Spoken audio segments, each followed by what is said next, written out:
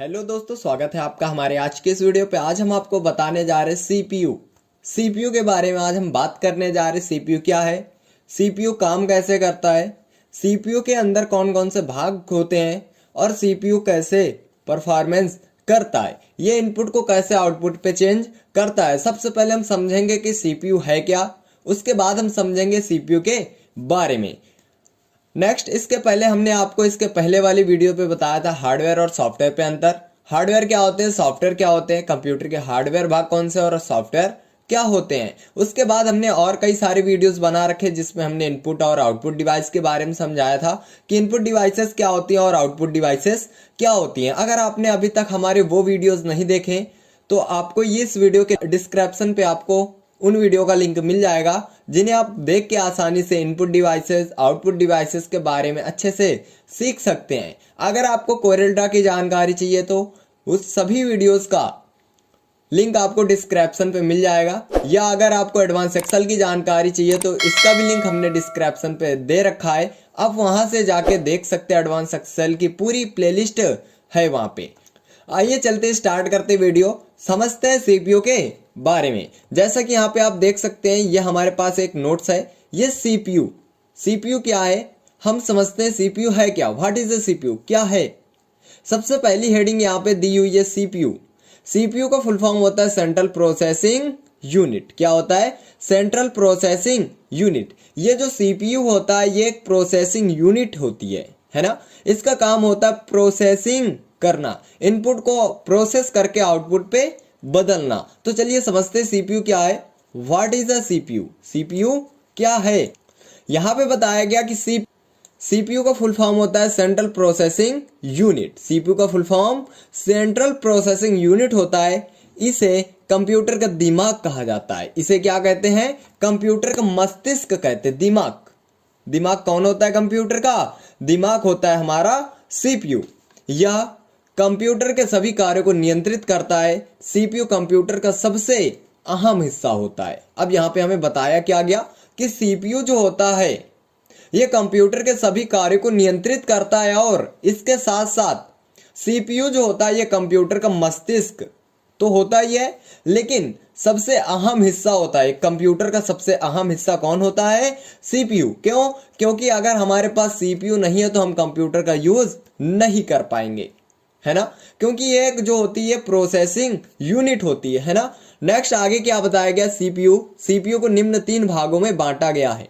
CPU के कितने भाग होते हैं, सीपीयू के निम्न 3 भाग होते, मतलब सीपीयू को निम्न 3 भागों में बांटा गया। अब कौन कौन से भाग होते हैं ये भी आपको आने चाहिए। तो चलिए हम समझते पहले एक बार और अच्छे से सीपीयू क्या है, फिर उसके बाद हम इसके भागों के बारे में समझेंगे। फिर से देखते हैं क्या है यहाँ पे। सीपीयू का फुल फॉर्म होता है सेंट्रल प्रोसेसिंग यूनिट होता है। इसे कंप्यूटर का दिमाग कहा जाता है। अगर आपसे कोई भी पूछ ले कंप्यूटर का दिमाग क्या होता है तो आप क्या बताएंगे, सीपीयू जो होता है यही कंप्यूटर का दिमाग कहलाता है, जिसे माइंड कहते हैं, है ना। यह कंप्यूटर के सभी कार्यों को क्या करता है, नियंत्रित करता है। कंप्यूटर के जो सारे कार्य होते हैं उनको कौन नियंत्रित करता है, सीपीयू नियंत्रित करता है। कैसे नियंत्रित करता है अभी हम आगे चल के आपको बताएंगे। सीपीयू कंप्यूटर का सबसे अहम हिस्सा होता है। सीपीयू सबसे अहम हिस्सा होता है किसका, कंप्यूटर का जो हिस्सा होता है सबसे एक बड़ा अहम हिस्सा होता है हमारा सीपीयू। और सीपीयू को 3 भागों में बांटा गया है। अभी तक हमने देखा केवल सीपीयू, लेकिन अब यहाँ पे हमें बताया जा रहा है कि सीपीयू को 3 भागों में बांटा गया। कौन कौन से भाग होते हैं यहाँ पे सीपीयू के। सबसे पहला यहाँ पे होता है हमारा सीयू। सबसे पहला पॉइंट है सीयू। सीयू का फुल फॉर्म होता है कंट्रोल यूनिट। नेक्स्ट एएलयू का फुल फॉर्म होता है अर्थमेटिक लॉजिक यूनिट। तीसरा पॉइंट हमारा एमयू, इसका फुल फॉर्म होता है मेमोरी यूनिट। सीपीयू को 3 भागों में कौन कौन से भागों में बांटा गया है। पहला होता है हमारा सीयू का फुल फॉर्म होता है control unit, ALU arithmetic logic unit, MU memory unit. यहाँ पे आपको मेमोरी का काम पता होगा, मेमोरी यूनिट का काम क्या होता है, लेकिन सीयू और एएलयू के बारे में नहीं पता होगा। तो चलिए आइए इस तीनों के बारे में समझते हैं। ALU, CU और MU काम कहाँ पे करते हैं, कैसे काम करते हैं। तो सबसे पहला जो पॉइंट है हमारा कंट्रोल यूनिट। अभी हमें ऊपर बताया गया कि कंप्यूटर के जो काम होते हैं वो CPU के माध्यम से नियंत्रित होते हैं, है ना। तो नियंत्रित करने के लिए कौन सी यहाँ पे एक डिवाइस यूज की जाती है, CPU के एक भाग यूज किया जाता है, ये भाग होता है CU। सीयू ही कंप्यूटर को नियंत्रित करता है। जो भी काम चल रहा होता है उसे कौन नियंत्रित करता है, हमारा सीपीयू का जो फर्स्ट भाग होता है जिसे हम कहते हैं सीयू, इसी का काम होता है कंप्यूटर पे जो भी काम हो रहा होता है उसे नियंत्रित करना। आपको समझ में आया होगा शायद।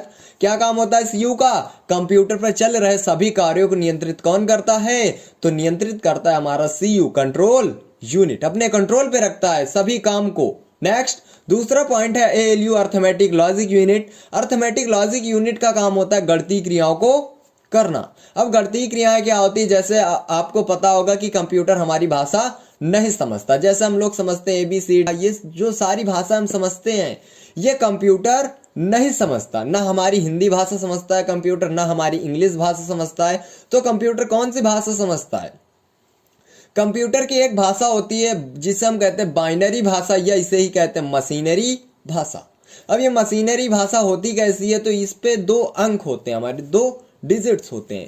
पहला 0 होता है और दूसरा 1 होता है। केवल 2 अंक से मिलके हमारी बाइनरी भाषा बनी होती है। अगर आपको कंप्यूटर की भाषा के बारे में नहीं पता तो हम बता रहे हैं आपको कौन सी भाषा होती है, बाइनरी भाषा होती है।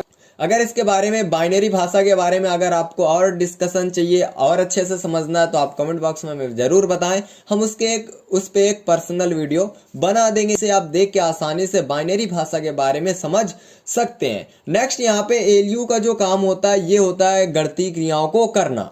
अब गणितीय क्रिया कैसे करती, जैसे हमें बताया जा रहा होगा, जैसे बताया गया होगा कि कंप्यूटर हमारी भाषा नहीं समझता। कौन सी भाषा समझता है, इसकी खुद की भाषा होती है जिसे हम मशीनरी भाषा कहते हैं या बाइनरी भाषा कहते हैं। बाइनरी भाषा पे 2 नंबर्स होते हैं। तो करता क्या है, कंप्यूटर हमारे द्वारा दिए गए कमांड को अपनी भाषा में कन्वर्ट करता है। और कन्वर्ट करने का काम किसका होता है, कन्वर्ट करने का काम होता है ALU का। किसका, ALU का, अर्थमेटिक लॉजिक यूनिट का। तो ये जो ALU होता है ये कंप्यूटर पे सभी गणितीय कार्य को करने के लिए यूज किया जाता है। इसका यूज कहाँ पे किया जाता है, कंप्यूटर पे जो भी गणनात्मक कार्य होते हैं उसको कौन करता है, अर्थमेटिक लॉजिक यूनिट। नेक्स्ट उसके बाद मेमोरी यूनिट। मेमोरी यूनिट का काम होता है डाटा को सेव करना। अब मेमोरी कंप्यूटर की जो होती है कई प्रकार की होती है और मेमोरी का ज्यादा से ज्यादा काम क्या होता है, डाटा को सेव करना, है ना। सिंपल से भाषा में हम समझते हैं मेमोरी क्या करती है, कंप्यूटर के अंदर मेमोरी का काम होता है डाटा को सेव करना। यहाँ पे आपको ये पता ही होगा। नेक्स्ट उसके बाद हम देखते हैं यहाँ पे ये हमारे CPU और इनपुट डिवाइस आउटपुट डिवाइस का एक ग्राफ है। यहाँ पे आप देख सकते हैं इनपुट, हमारे द्वारा दिया गया इनपुट डिवाइस के बारे में हमने आपको बताया। अगर आपको नहीं पता इनपुट डिवाइस के बारे में तो इस वीडियो के डिस्क्रिप्शन पे आपको वीडियो का लिंक मिल जाएगा जिसमें हमने इनपुट और आउटपुट डिवाइसेस के बारे में बताया है। अगर आपको इनपुट डिवाइस और आउटपुट डिवाइस के बारे में अच्छे से पता है तो आपको ये अच्छे से समझ में आएगा, अन्यथा हो सकता है कि आपको समझ में ना आए। तो आपको करना क्या, सबसे पहले उस वीडियो को देखना है, फिर उसके बाद आपको यहाँ पे इस वीडियो को देखना है। देखिए हम इनपुट डिवाइस के माध्यम से क्या करते हैं, कमांड देते हैं कंप्यूटर को, किसी भी प्रकार का डाटा व निर्देश देते हैं, है ना। तो करता क्या है, हमारे द्वारा दिया गया डाटा सबसे पहले CPU पे जाता है, उसके बाद इसकी होती है प्रोसेसिंग। क्या होती है, प्रोसेसिंग। अब प्रोसेसिंग पे क्या होता है, सबसे पहले कंट्रोल यूनिट काम करता है, अपने कंट्रोल पे रखता है जो भी डाटा जाता है। उसके बाद मेमोरी यूनिट का काम होता है डाटा को सेव करना। अर्थमेटिक लॉजिक यूनिट का काम होता है डाटा को अपनी भाषा पे कन्वर्ट करना, मतलब गणितीय कार्य को करना। उसके बाद करता क्या है कंप्यूटर, फिर आगे जब ये सारे काम को कर चुका होता है तो फिर क्या करता है, आउटपुट यूनिट डिवाइसेस के माध्यम से हमें आउटपुट दिखा देता है। ये होती है कंप्यूटर की प्रोसेस। आई होप आपको ये वीडियो पसंद आया होगा और आपको CPU के बारे में अच्छे से समझ में आया होगा। अगर आपको वीडियो पसंद आया तो वीडियो को लाइक और शेयर करना ना भूलें, और चैनल पे नए हैं तो चैनल को जरूर सब्सक्राइब कर लें। इसी तरह के पढ़ने वाले कंटेंट लाते रहेंगे जिसे आप समझ के कंप्यूटर चलाना अच्छे से सीख सकते हैं और कंप्यूटर की छोटी से छोटी चीज़ों पर आप ध्यान दे सकते हैं। और अगर आपको एडवांस एक्सेल की जानकारी चाहिए या टेलीप्राइम के बारे में सीखना तो हमने इसके पहले बहुत सारे वीडियोस बना रखे हैं जिसपे हमने पूरी प्लेलिस्ट तैयार कर रखी है, वहां से आप देख सकते हैं और आसानी से कंप्यूटर पे काम करना सीख सकते हैं। या यदि अगर आपको कोई ऐसा सॉफ्टवेयर चलाना जिसे आप नहीं चला पा रहे हैं तो आप कमेंट बॉक्स में हमें ज़रूर बताएं, हम उस पर आपको ज़रूर वीडियोस प्रोवाइड करेंगे जिससे आप देख के आसानी से वो सॉफ्टवेयर चलाना सीख सकते हैं। और हमारी एडवांस एक्सेल की नई क्लास, लाइव क्लास चल रही है जो कि संडे और वेडनेसडे को चलती है और टाइम इसका है हमारा 7 PM शाम को 7 बजे चलती है।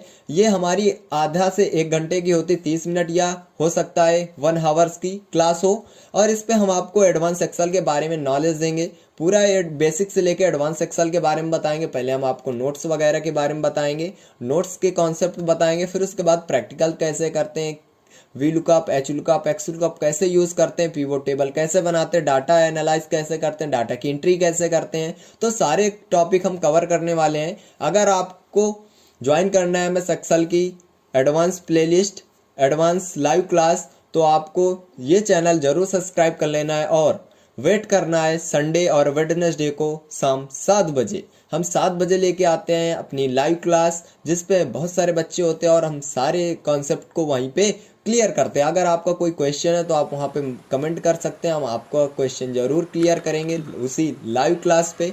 तो आज का हमारा यही टॉपिक था। आई होप आपको सीपीयू के बारे में अच्छे से समझ में आया होगा। आज का हमारा यही टॉपिक था। फिर मिलते कोई अगले नए टॉपिक के साथ, जब तक के लिए बाय।